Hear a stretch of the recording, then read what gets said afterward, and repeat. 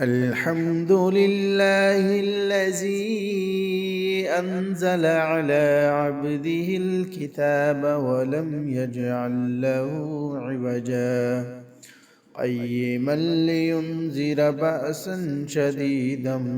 من لدنه ويبشر المؤمنين الذين يعملون الصالحات أن لهم أجرا حسنا ماكثين فيه أبدا وينذر الذين قالوا اتخذ الله ولدا ما لهم به من علم ولا لآبائهم كبرت كلمة تخرج من أفواههم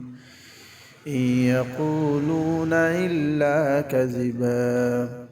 فلعلك باخع نفسك على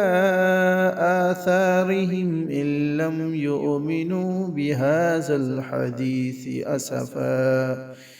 إنا جعلنا ما على الأرض زينة لها لنبلوهم أيهم أحسن عملا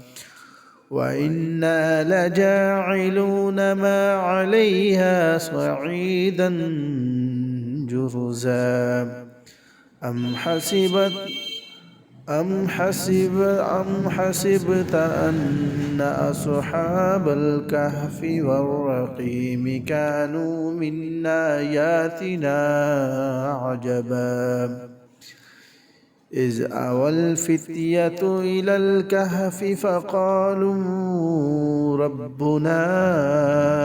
آتنا من لدنك رحمة وهيئ لنا من أمرنا رشدا فضربنا على آذانهم في الكهف سنين عددا